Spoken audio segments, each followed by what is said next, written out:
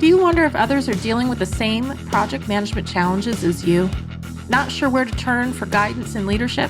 Office hours are in session as we discuss project management and PMOs with global leaders, hearing their story and learning their secrets to success. Our goal is to empower you and help you elevate your PMO and project management career to new heights. Welcome back to Project Management Office Hours with your host, PMO Joe. Welcome, everyone, to Project Management Office Hours. We're the #1 live project management radio show in the U.S., broadcasting to you from the Phoenix Business RadioX studios in Tempe, Arizona. I'm your host, PMO Joe, and for the next hour or so, we'll be talking project management. I want to just wish everybody a happy early Mother's Day, or early Happy Mother's Day. We've got that coming up this weekend. So to all the great moms out there, happy Mother's Day. And of course, with the COVID pandemic going on, I haven't seen my own mom for almost 2 years now. So she's going to be out here in the Phoenix area for my son's high school graduation. So it will be great to see Mom a week or two after her birthday and Mother's Day. And of course, my wife, Alyssa, who does an amazing job with our family. Thank you for all that you do. You've helped raise 4 great kids. Mostly you, not so much me, and you've done an awesome job. Also want to mention I'll be speaking at the PMI Central Mississippi chapter on May 18th, and I'll be sharing my session comparing project management to making pizzas, which is always a fun conversation to have, especially during a lunchtime chat. So I encourage everybody to take a moment, go out to the chapter website, which is pmicms.org, and you can register for that event out there. I want to thank our sponsors, the PMO Squad and the PMO Leader. A reminder to everyone to go out and visit Project Management Office Hours, our show website as well, so you can see all of our upcoming episodes and also catch all the prior ones if you hadn't had a chance to catch them. And I am super excited today to have our guest, David Barrett, joining us from Canada, north of Toronto area, right on the southern, or I guess one of the Lake Huron areas, if I'm correct. David, welcome. That's pretty close to it, Joe, yeah. Yeah, welcome to the show. Thanks for joining us. Thank you very much. Very pleased to be here. If you could just take a moment and say hello to the listeners, introduce yourself, and let everybody know a little bit more about you. I sure will. Thank you. Well, hey, everyone. I'm David Barrett. I am, sometimes it's hard for me to sort of capture it all in under the 30 seconds allotted, but I'm a project management guy. Have been so for 34, 35 years, staring at my PMI membership card, which doesn't make me the only way I'm a project manager, but I joined in 1995, member of 2 chapters in the Toronto area. My career, not as a project manager, but more of like a PMO Joe, a guy that brings people together, that helps people learn, that pulls in great resources and says, okay, let's use other people to stimulate conversation. I've built project management conferences around the world, Project World, Project Summit in the United States. I built projecttimes.com out of my basement. I built a master's certificate in project management through 9 universities in Canada. Oh man, there's 8 books, and about 3 or 4 of them are collaborations with 25 to 30 other project managers. And lately, short series, a TED Talk series like for project managers called Project Talks. And then the latest we'll tell you a little bit about later called Project Bites. So that's kind of the dude I am. I've been a professional speaker for 8 years in the project management and leadership circuit. Have had a ball, but you know what, Joe? I think my time is done on the traveling side. So I'm ready to settle down, just work on my new projects and stop the travel. So a little bit of that virtual presentation stuff for chapters, but otherwise, that speaking side is probably coming to an end. And I think that's me, father of 4 and grandfather of 5 or 6. I haven't counted lately, and a Canadian. That's it. Well, that's a lot, right? I mean, you have covered a lot of ground in your time. And as a member of our industry, thank you for all the contributions to help try to work to improve everything that we're doing. So thank you so much. It's been a ball. I've been lucky, Joe. I I go back to 1995 when the PMI was 30,000. I like to tell people, back then, if you could spell project management, you could get a job. Yeah. If you could spell project management and had the letters PMP beside your name, which was like one of probably 8 or 9,000 at the time, only worldwide, you could probably own half the company. And it was, they were good times. I got in when there were lots of holes, lots of gaps in the industry, no conferences, no events, no newsletters and magazines and portals. But of course, there was no internet either, but that's beside the point. But it's been a nice ride. You made a lot of contributions that have helped us get to where we are today, right? I mean, obviously, this isn't just an industry built on the work from PMI. There's contributors such as yourself and many others who have helped get us to where we are today. And we're still growing, right? I mean, there's still so much more out there for all of us to experience. There really is. And I only mention PMI just to give it an anchor about growth and, timing. But, oh, man, Sure. People said to me often, how big is the project management community? How big is it out there? Well, help me define that. I can tell you how big your local PMI chapter is. I can tell you how big the global. Those are two numbers we really, really know. Yeah. But I will tell you that my guess is that if you look at the size of either of those, multiply by 10 to estimate the size of the global, of the PMI community in that defined region. So if it's your local chapter, 10 times that is probably the size in your local area of people that are professional project managers. That's it. Just professional project managers. They call themselves project managers. Mm-hmm. And then I suggest, and here's growth, that multiply that number by 10.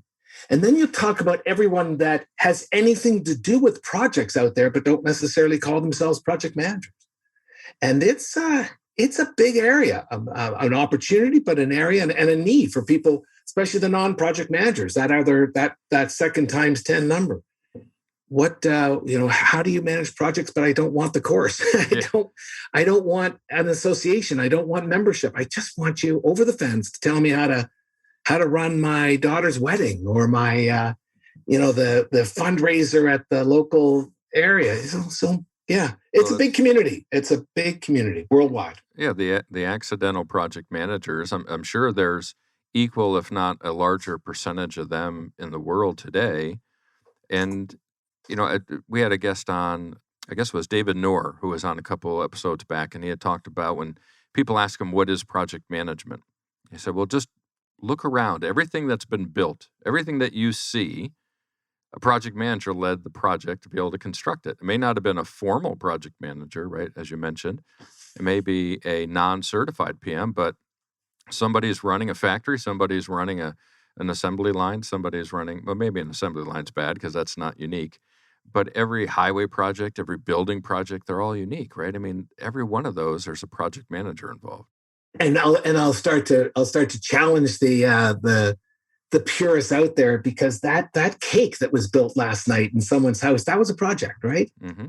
Oh no, come on, no, that's not project management. It is a project. It's got the beginning, it's got an end, it had a budget, it had a scope, and it's a project. So it's broad. People have had a hard time recognizing that. And, in the old days, it was, this is us and this is our membership and this is our certification and love them dearly, but it's a lot broader than that. Yeah, Absolutely. I mentioned, right, I'm talking in a couple of weeks about making pizzas, right? Comparing that. I mean, there's a recipe, right? Every pizza is different. There's a budget. How many is it? Dinner for 2 or is it dinner for 20? I mean, I've got a pizza oven in my yard, so I had to get a budget for that. I get the right tools. So, not to give away the whole talk, but don't give away the talk. It's comparing this, as you mentioned, right? They're all projects. There's a recipe you can follow. And then change hits, and then something burns, and that's what we have to deal with, isn't it? It's perfect. It's perfect. And there's quality control, and there's managing the other people in the kitchen and near the burners, and it's the team, and it's people management and leadership, and it's fun. It's Absolutely. fun. So you've been around a while with tremendous contributions. Obviously, there's been an evolution in the industry over time. What are some of the biggest challenges that you're seeing out there for project managers today? Well, for me, that's an easy answer. It's a huge, huge community, and it's competitive. And as I said back then, 1995, 98, 99, even through Y2K, if you could spell it, you were gold. if you were a member, wow, you must know about project management. Can you help us? People didn't know about project management. People were running into trouble. People were having a difficult time admitting that IT and telecommunication projects were projects. They were good times, and you really had an easy run. We had an easy run, and people that are listening can't see me, but my hair is gray. We had a good run, me and my friends, my cohort. The problem and the challenge today is that the PMI is now, instead of 30,000 large, it's 800,000. Instead of maybe 9 or 10,000 PMPs, there's 1 million certified PMPs in the world. Now, multiply that by 10 for the professional. So go beyond PMI. Yeah. That means there's probably about 8 million professional project managers out there that don't bother with the PMI, but they're out there looking for those jobs as well. And in your community with a chapter of 2,000, there are probably 20,000 professionals out there competing for the next job and the next gig, internal in your own organization or as a gig project manager for those external projects. And I think that's the biggest challenge, Joe. I think that we are training so many people. When I started my master's certificate program here in Canada for one university, we expanded so fast. We've graduated 13,000 people from a program that retails at about $9,000.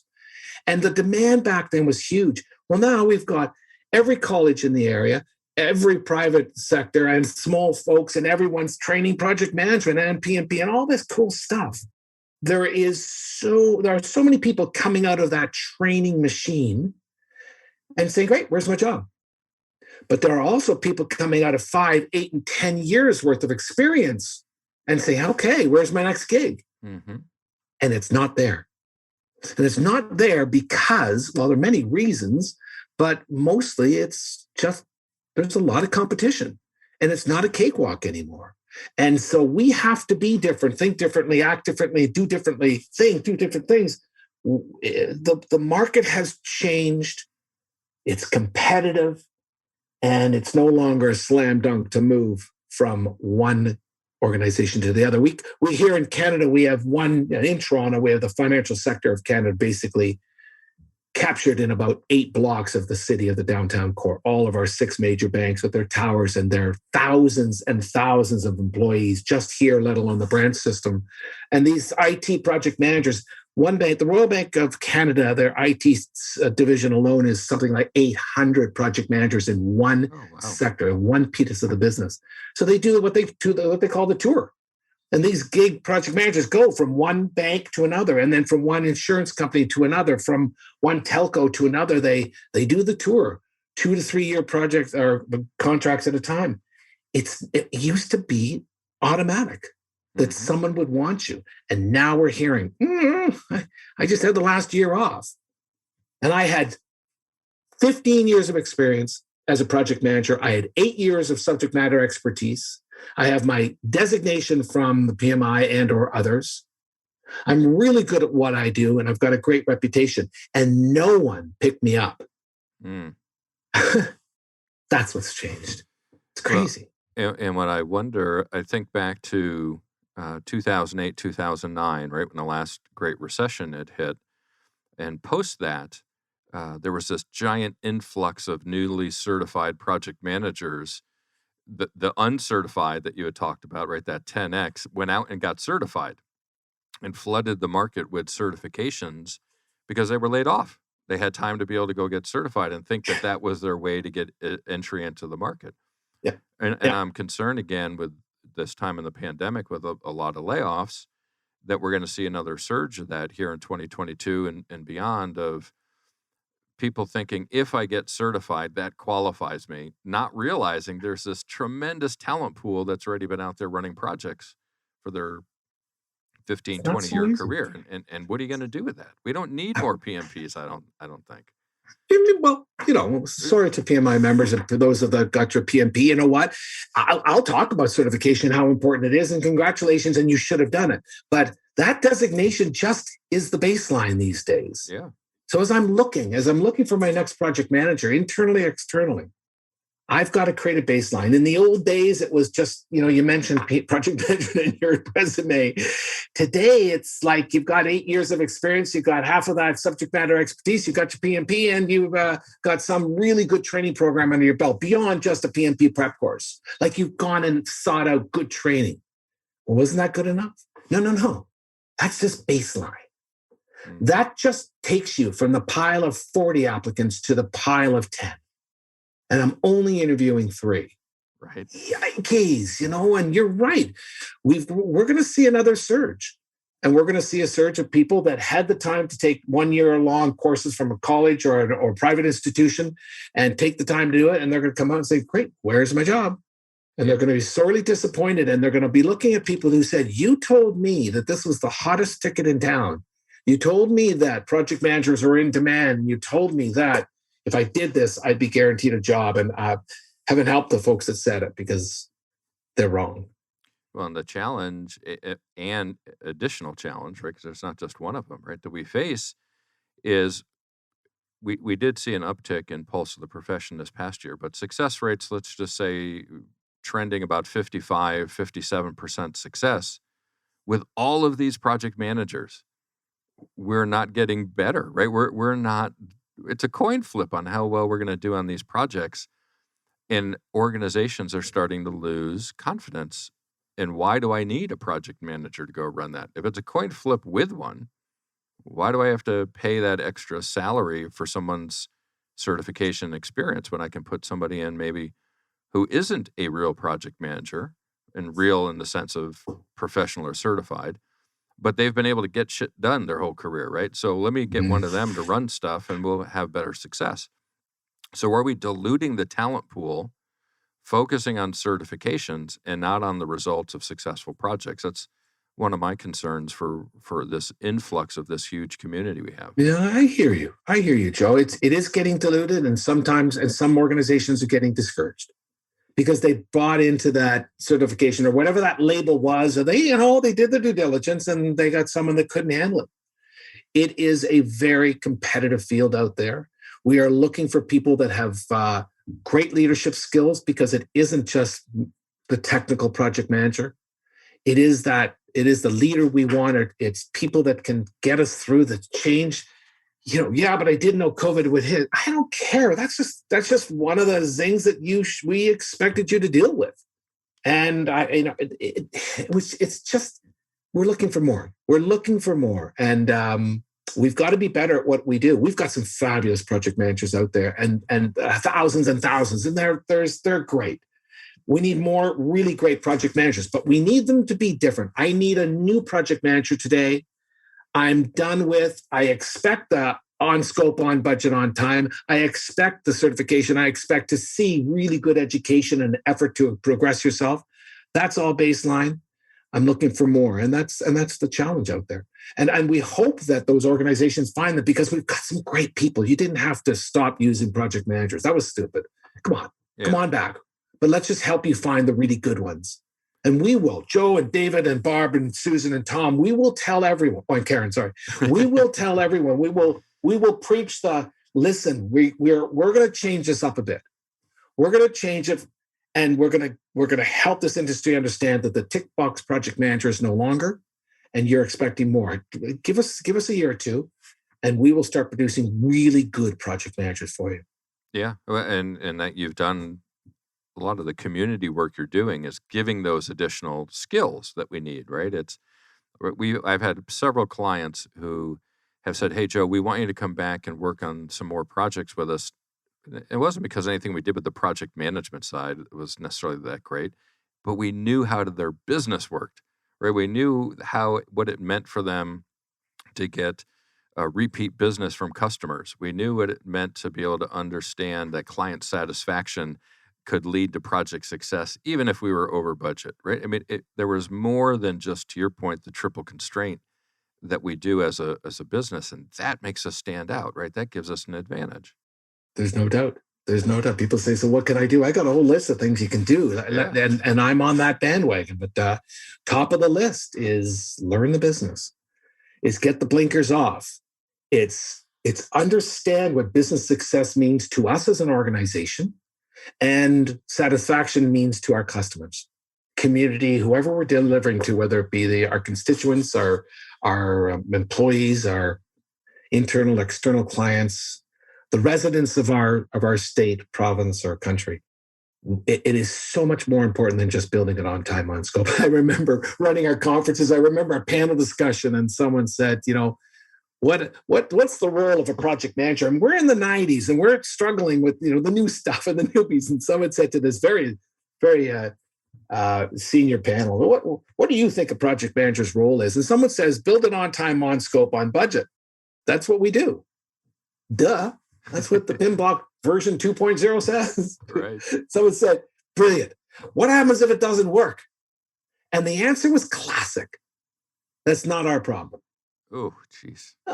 And that was the day. Yeah. Because it wasn't our problem. There are people in the organization who will look after that. That was strategy. That was business satisfaction. That was a business decision. And that's not what we are in. And so to your point, learning the business, understanding client satisfaction, understanding the value that our projects deliver to our constituents, it's number one on my list. Get those blinkers off and start to connect the work that we do as a project team to the goals and objectives of our organization and our customers. And then we start seeing success. And then we add value. Value number one of 3 or 4 or 5 I can list off, but number one, it's that extra value. It's the answer to I see the baseline stuff, but what else have you got? And your extracurricular activities are important, but really, what else do you have? Mm-hmm.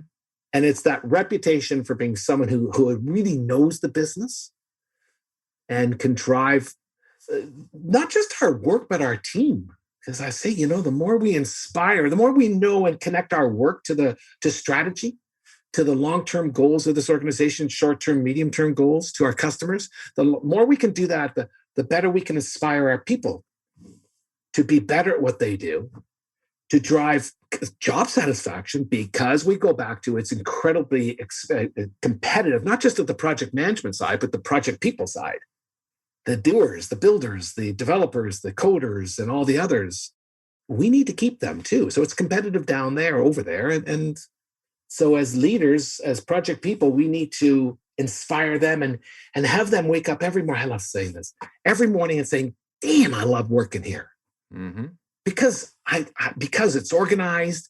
It's a great culture around our projects. I blogged last week on my own blog. I blog every week, and this one was about building a project execution culture. It's so critical, and that's how we keep our people, because they love it, because we are a culture. We are happy. We are looked after. They care about my professional growth. And yeah, you get me going now. Slow me down. Slow me down.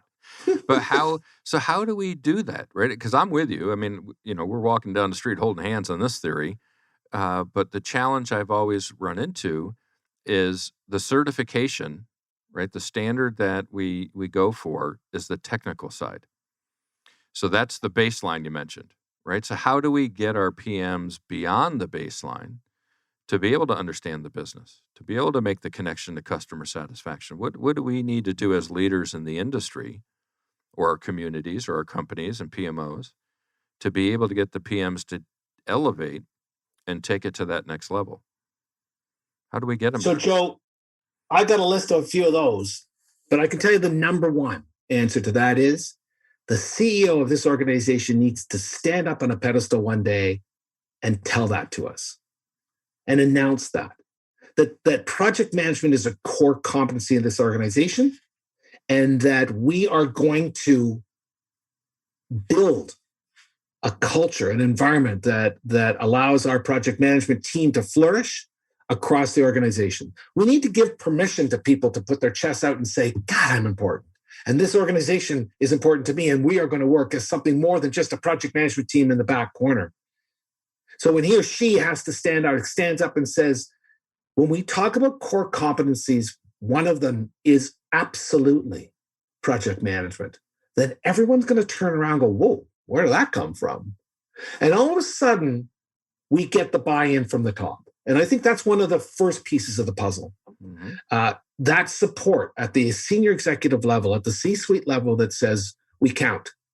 And once we get that, then we have permission to do a whole bunch of things, like bring our project management team out to the forefront, give them the keys to the marketing department, to we can walk in there with authority, which we've never had in the past, to the engineering department, which we've never had in the past.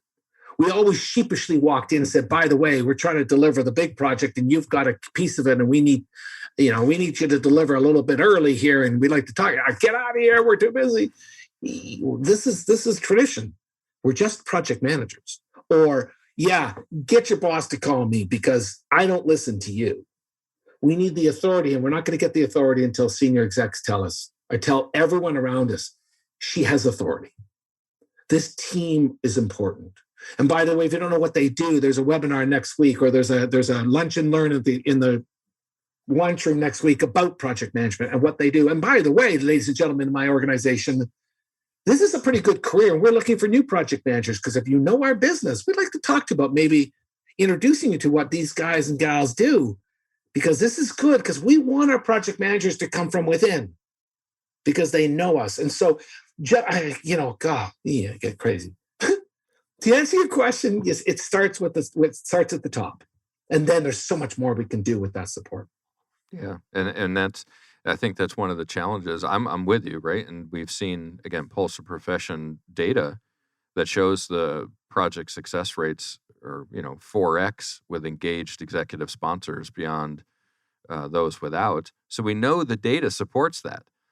What we find, right, as we go in, the PMO squad goes out and helps firms with consulting, is getting the executive to make that decision, right? It's organizational change at the highest level. It becomes the challenge, right? It's that PMO director or CIO is saying, yes, yes, yes. Now, can you help me get my CEO on board with that? Yeah. Is the big challenge. Well, you know what? We hope times will change. It's this last year and a half has been a tough one for many industries and many organizations. It's very competitive out there. And I think when smart leaders think about that competitiveness, about corporate organizational success, about winning new business, about growth, if they should realize, and we hope they will, and maybe through what we can do as a community, is they'll see that the faster and the better you deliver, the more connected you are to the business and strategy, to the project piece, the more important we are. And so it's an educational piece, I think. Joe, as long as we stay in the back and we keep delivering on time, on scope and budget, as long as we keep throwing the tick list at them and said we're done, we're not going to win any support from the CEO. They're still going to look at us like they looked at us 15 years ago. Mm-hmm. But when we start having the different conversation, when we start giving truth to power and saying, excuse me, I hate to bother you, but I want to let you know that we're about to wash $16 to $20 million down the tube if we don't stop what we're doing. And having that CEO or that executive saying, have a seat. What do you mean? And we need the authority to do that, but we need to be smart about it. We don't, none of this, I just feel it in my gut. But as we've worked through this project, I want to show you the numbers. And I want to show you what the rest of the industry is doing. And I want to let you know, because we're quite tied to that telecommunications piece, or that satellite that's been launched just last week, and that whole world of cellular connectivity, that there is something happening out there that we need to see. And because we're in the project side, and so you can hear the conversation, right? The details aren't important, but that conversation is new. Mm-hmm. And we need to talk that, and we need to help our project managers get off the blinkers off, learn the business, as you and I said, the client satisfaction strategy. And then it's a different conversation. It's a different conversation. And when that team hears the conversation, gets the knock on the door, sees the email coming from the project team that's related to the business and industry, movement, trends, then hopefully over time, not tomorrow, but over time, the conversation might change. Well, and I think one thing that I believe is impressive that can back up what you're saying is the work you've done to build different forums for that sort of message to get out, right? It's not just, the PMBOK and others, important, necessary, helps center our industry on board with that. But the reason why I have this show, right, is to give people like you a voice to be able to speak to the industry beyond just what we learn in the PMBOK. And you've done that during your career as well with Project World, Project Summit, Project Times, Project Talks, right? How do you keep coming up with these ideas to be able to bring a broader vision and communicate out to the industry through these different events or industries or activities you've created? Where'd you come up with all that? Why'd you come up with that? Well, it's a good question because I'm crazy. My wife won't let me dream up anything more. I want to open a bridge school for beginners and she won't let me. I want you do the training. It's a brilliant idea. Baby boomers learning how to play bridge. It's a goal of mine. No, not allowed to do that. No more tricks anymore, except for the 2 new ones I'm going to tell you about later. I think what happens is I have a thing about growing others, about promoting the role of the project manager, about helping others succeed. And I think, so where's their gap? So I've been in this training business. I run an 18-day master certificate program over 4 or 5 months. I come and go every second week on a Friday, Saturday, full day classes. Well, okay. I ran conferences 3 to 5 days. I ran a 2-hour event called Project Talks. I've seen it. I've done the podcasts. I've done the keynote speech for 1 hour. I have delivered content, education, inspiration, and so through others mostly, in so many different formats. And then you say, so is it working? And the answer is, yeah, you're doing really well. And because it wasn't just one, it was all 8 of those. And are we doing it the right way? So you start to look at other ways we can communicate, teach, learn, and inspire. And then I looked at TED Talks. And honestly, one day I just woke up and said, well, if TED can do it in 20 minutes, why can't we? And what is the difference with that message? And then you realize, okay, it's not a training program, but it's a snap. And it's a snap of inspiration or 1, 2, or 3 maximum nuggets of knowledge that people can then take and move on to the deliverer of that knowledge and say, hey, I loved it. Can you come in and talk to us? Or, wow, where's his or her podcast? Or where's the book? And so I've always kind of been driven by what we're trying to do out there for our customers and for our people. And what are we missing? How can we do it better? There was no conference, and I knew the best way to learn in 1997, 98 was to pull everyone into one room with a couple of speakers, and then maybe even walk around to different types of speakers during the sessions and have a choice of 2 or 3. And that's kind of what we did. And it worked. And people said, thank you. And that was kind of cool. And then, anyway, there was always a reason for each one of those. Taking the conference to a city. Well, why that city? Because that city is not getting serviced by the big guns. So it's medium-sized to large. It's not large to really large. It's not a Toronto. It's not a New York. It's not a Philadelphia. It's medium-sized, and they're not getting serviced by the training organizations or conferences or seminar worlds or whatever. Okay, and so that's kind of where my mind goes. What's missing here? Where's the white space? I heard that years ago. Where's the white space? And there's nothing written there, but there is a gap on my board. As I'm looking straight at right now, there is a gap. And why is that there? And there's something that I can do to fill it.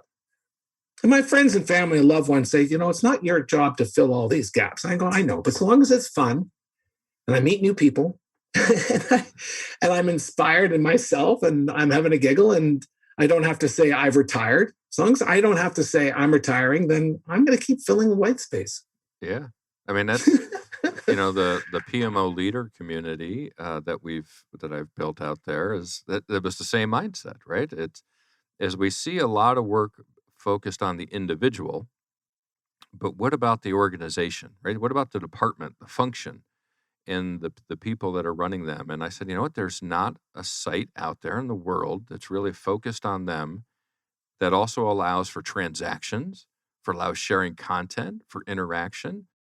And then we created PMO Leader. So I certainly understand that mindset of there's white space there. How can I fill it with something I think adds value? For you. Good for you. And that is a community that you've built that is listening in today and listening in otherwise. And there's a common connection to all of them. And it's at a very different level now. Mm-hmm. And so there are many different levels within this project community that you and I play with in this sandbox.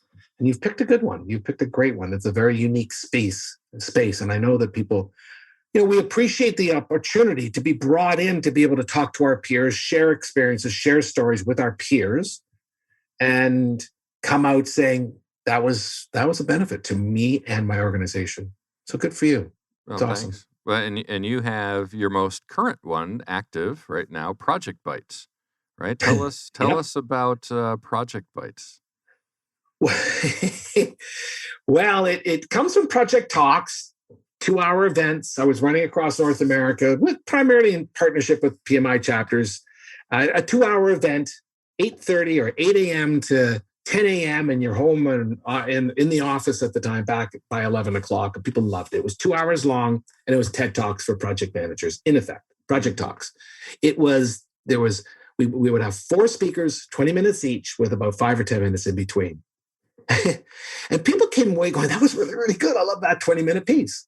But COVID hit, and we went virtual, and we did really well at the beginning. But then it started to trail off, and I think people were getting virtual evented out. Yeah. Is that right? Yeah. Tired of virtual events. Burned out. Yep. Burned out that virtual piece. So what do we do? And the idea of finding a central repository, building a portal, building a site where we could collect 20-minute videos. And so that came to me, and then it kind of came. So to what end? Why would anyone be interested? People that are now looking at as organizations, as a corporate license, chapters, we're licensing directly to chapters now, and they are actually buying licenses for their whole membership and saying, "This is cool at a really, really decent price, but this is cool. We'll give it all to them and for a whole year access." And they're doing it because they also recognize, the smart folk recognize, that we are looking for options to to educate and inspire our people. And there is, as I said earlier, there's some really, really good stuff out there that I helped and I'm still doing. 18 days, 1 hour, 3 days, podcasts, books. This is a unique slice. Not everyone's cup of tea. Hey, chapter, 10, 15, 20%. Hey, corporation, 10, 15, maybe 20% of your project management team might be interested in learning via a 20-minute video or audio file. But there is a market out there. TED has proved it. So I got to thinking about building this thing, and we started designing in early fall of 2020. We built throughout the next few months. We started collecting the videos from people I know. I got a pretty serious database of content providers, around 350 to 400. So I went out to my favorite people.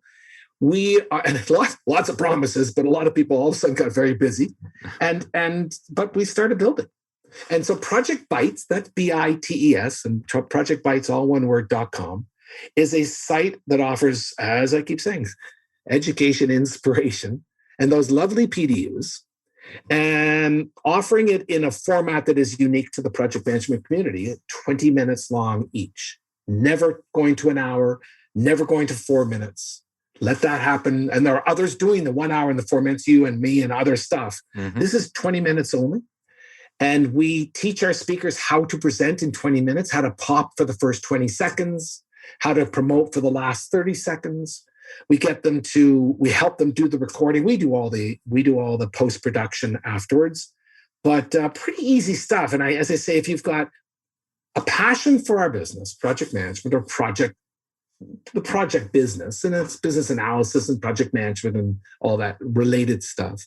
But if you've got a passion and a voice and an interest in sharing that passion with others, then please call me, because we're always looking for people that can present. So we have 68 speakers so far that have contributed anywhere between 1 and 10 bites. We call them bites. And we have, I believe, 140 or 130, 140 bites up so far, videos up so far. So we're covering every category imaginable, from agile to leadership to artificial intelligence in the project management business, and on and on and on. And we have about 140 hours, we have 40 hours of content. Now, all of our stuff qualifies for PDUs. We actually have a tracker that tracks all of our registered users, how many minutes they spend on every video, so they can use it as their PDU reporting tool. But it's not just for PDUs. As I say, some of the stuff it's brilliant. It's brilliant because it's unique and it's different. It's that It's that 1 hour of speech and condensed, and not, I say, don't give me the hour condensed. Give me, if you really do have an hour that you want to share with us, give me 3 bites and split it up. So keep it short and simple. But Project Bites, it's a subscription service, $90 a person for a year. But I can tell you, quite frankly, Joe, very few people are interested in $90 a year in this thing. What's happening is the licensing through our chapters is phenomenal. We now have, just in 2 months, 15, 16, 17 chapters signed up. Oh, that's great. That are now offering it at no cost to their members. We have our corporate licensing is starting to grow slowly. Corporates are hearing about it and saying, gee, how do I get this in front of my people? And that's really exciting. And it's nothing, nowhere near even $45. I mean, let's come on down from there per person. And it's been really fun. Mostly because I'm learning. I'm meeting new people. I got a 4:00 today from a fellow. I don't even know where he lives. And he's connected through someone else, and they link to my calendar. And I wake up and I say, I got 2 little meetings today. And 30 minutes later, I'm going to meet someone totally new this afternoon that is a potential speaker. And it's been fun.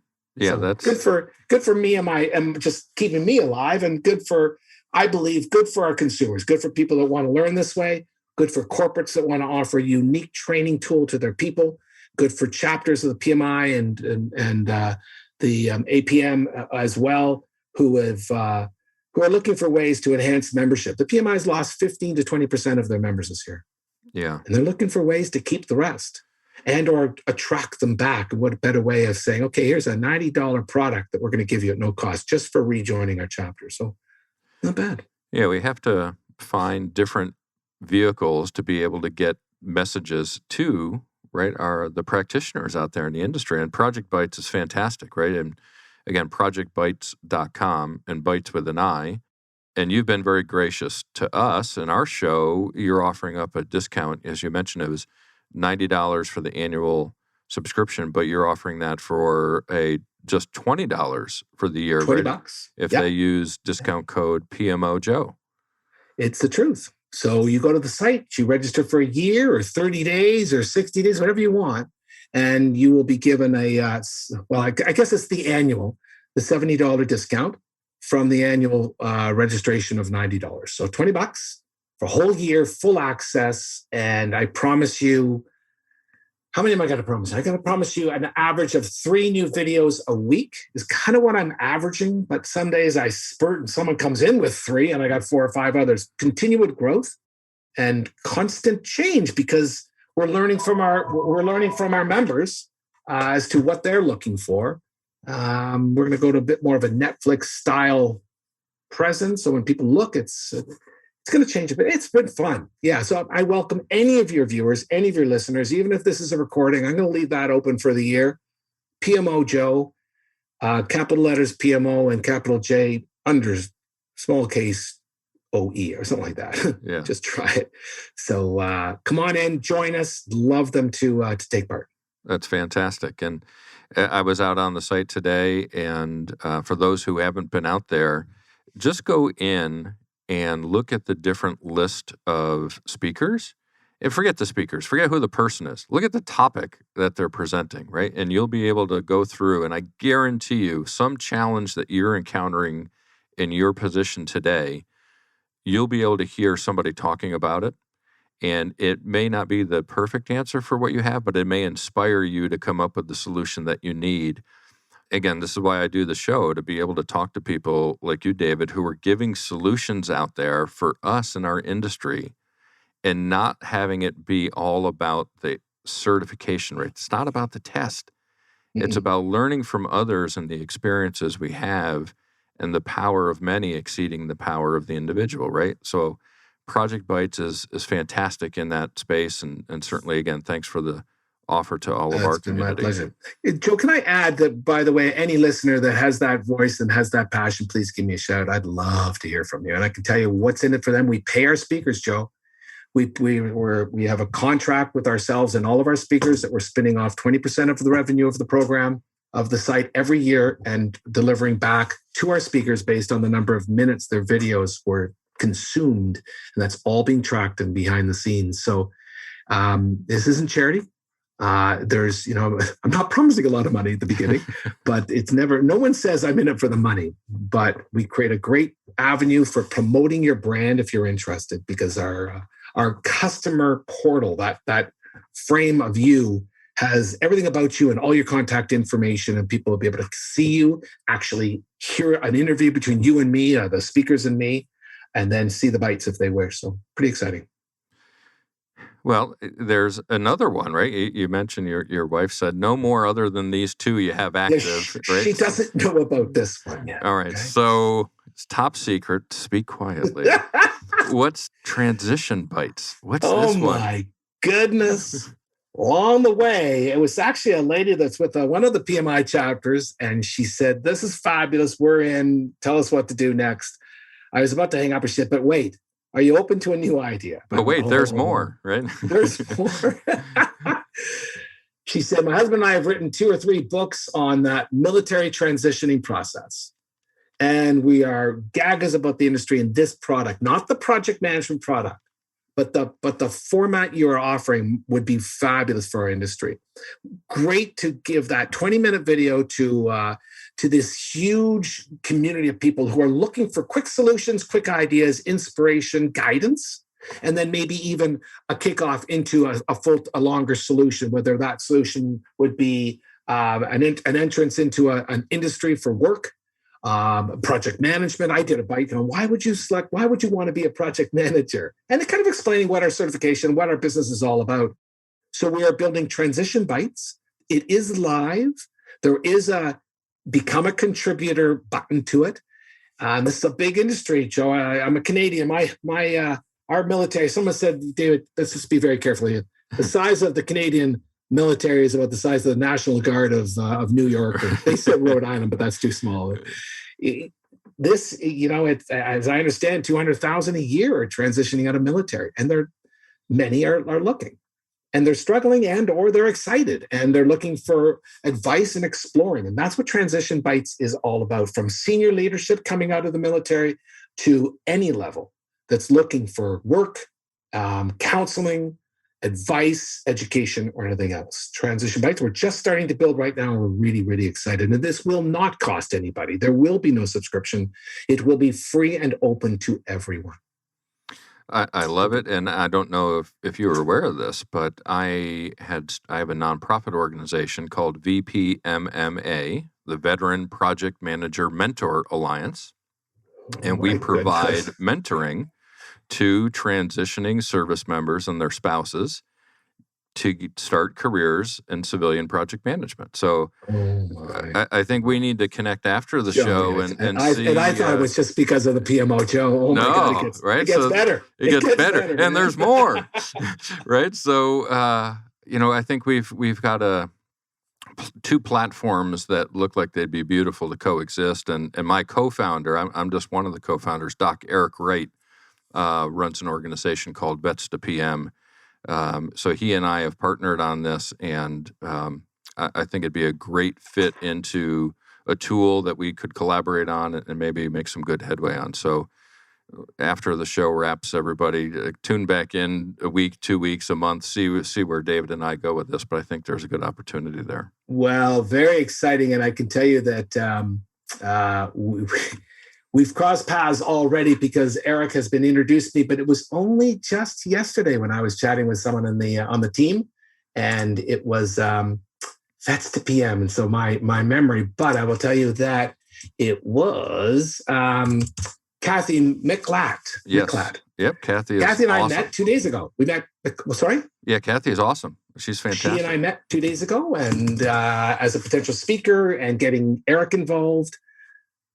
There's a small world for you, man. Absolutely. And this is live on air, everybody. This was not rehearsed. When I saw Transition Bites, I had no idea what that meant. I thought it was like transition out of COVID that's a military transition. I'm so pumped. It's so cool to be taking what we're learning from the project side and leveraging it to a whole new community to benefit them. And it's not about project management on that side a little bit, but we're not going to teach people anything other than, We're going to help them understand what leadership is all about, what managing people. Someone's already committed to a bite on the new vocabulary outside of military. How you got to change that, the verbiage. And there's so much we can do. Yeah, Eric will be great for that. I'm sure he's got a couple of books out, contributions about the transition. And those were collaborative efforts, 80, 90 different authors into the book talking about their transition and their experience. And then again, as I mentioned, in our mentoring program, we're working on interview skills, networking, all the different things that a active duty service member hasn't really had to think about, right? I mean, you don't have to network in the military. You're just told where to go, show up on this day at that time, and this is your duty. This is your orders. It's scary. When that goes away, you're like, where do I go on Monday? Yeah. How do I get a job? How do I build a resume? I don't know how to do that. Yeah. The first one, actually, the first one that came in needs a bit of a rework, but it's on the LinkedIn process. I don't know what LinkedIn, under the covers of LinkedIn. So yeah, I'm having a ball, Joe. Having a ball. And my oldest son, he just turned 18, graduates in about 3 weeks. He's heading off to the Navy. So at minimum 5 years, but maybe a service career later, we'll be able to go back to transition bites 10, 15 years down the road and have him look at that as well. I was around the day that was. That's right. I met that guy that started that thing. Don't know where he is now, but I remember. Absolutely. Well, this has been a fantastic discussion, David. And again, obviously, thanks for all your contributions, your ideas. I think I use something with my leadership team on the PMO squad. We call it's the creative whack pack. It's a set of cards that help you be creative, and it's based off of a Greek philosopher, Heraclitus, and some of his sayings. And every Wednesday we have our leadership meeting, and this past Wednesday we pulled the car out of the deck, and it's dig deeper. And it's saying if you have one idea, you're going to have limited success. If you have several ideas, there's a better opportunity that there's a good one in there. And I think what you've proven over time is that you've had several ideas, and you've been fortunate, right, for our industry and yourself, that many of them have been successful. But you didn't stick to just one, right? You weren't a one-trick pony. You came up with different ideas, different concepts, different communities, different vehicles for our industry to be able to benefit from. And I think that's so important that we have people such as yourself out there leading the charge to do that. Thank you very much. I appreciate the kind words. Thank you. Well, we're wrapping up, and I want to make sure that we give you an opportunity to share with folks how they can get in touch with you, right? Whether it's Project Bites, Transition Bites, email, LinkedIn, whatever it may be. How can they reach out to you, and anything else that you want to share that maybe we haven't gotten to so far today? Can we talk about the bridge school I want to open up? No, don't go there. Don't go there. Thank you for the opportunity. This was lots of fun, Joe. You're an artist, and it was great chatting with you, and a great contributor to our community as well. It's been nice to connect with you, and I'm sure, as I think we both realize, this is not just the beginning. This is just the beginning, I should say. Folks, I love the LinkedIn is me. If so long as you're in the project management space and leadership space, I will say yes to the connection. And I post almost daily on LinkedIn, interesting articles I see, things from Joe and others, and a little bit from myself. I'm also at davidbarrett.ca. That's Canada.ca. David Barrett is all one word, of course. So that's me as just me. I'm not as enjoyable or as interesting as projectbites.com. That's BITES, or transitionbites.com. Transition Bites, give us please visit. And if you're interested in joining us, there's a membership thing that doesn't cost. It's just who you are. We can keep in touch. Or if you're a contributor, let us know. I'd love to hear from you. But it is new. That site is all of 5 days old. So you are catching us early. Wow. However, we're going to start posting up a few of the sample videos that you can see to get a feel for what we are about to do or what you could do for us. So that's it. My email address is dbarrett@solutionsnetwork.com. But forget that. You can click the contact us on any of the two sites and connect with me. Love to chat. Fantastic. Well, thank you, David, so much for joining us and all your contributions. And of course, thank you to all our listeners, right? Without listeners, we don't have shows, we don't have forums, we don't have communities. And be sure to visit projectmanagementofficehours.com. You can catch all of our previous episodes and see who's coming up. We've got an amazing guest list coming up. Elena Hill, Danielle Torley. You had mentioned TED Talks, right? Danielle Torley was one of the PMI TED speakers this year. Hamutal Weitz and Daniel Zitter will be joining us from Israel. Antonio Nieto Rodriguez, everybody knows, of course, he'll be joining us. Karsten Lay from Vietnam. So our world tour continues with an amazing lineup, and we look forward to hearing their story about the humanity and reality of project management and what we're doing out there. A reminder, of course, that these shows are recorded. We are live, but we do record them and release them as a podcast. So subscribe to Project Management Office Hours on your favorite podcast platform, Apple Podcast, iHeartRadio, Spotify, Spreaker, etc. And of course, thank you to our sponsors, the PMO Squad and the PMO Leader. That's it for now. Office hours are closed. Until next time, I'm PMO Joe, and you've been listening to Project Management Office Hours. Thanks for listening to another episode of Project Management Office Hours with PMO Joe. You're not alone in your project management journey. We're here to help you achieve your goals. Subscribe to Project Management Office Hours on your favorite podcast platform to catch all of our episodes and hear industry leaders share their story and secrets to success.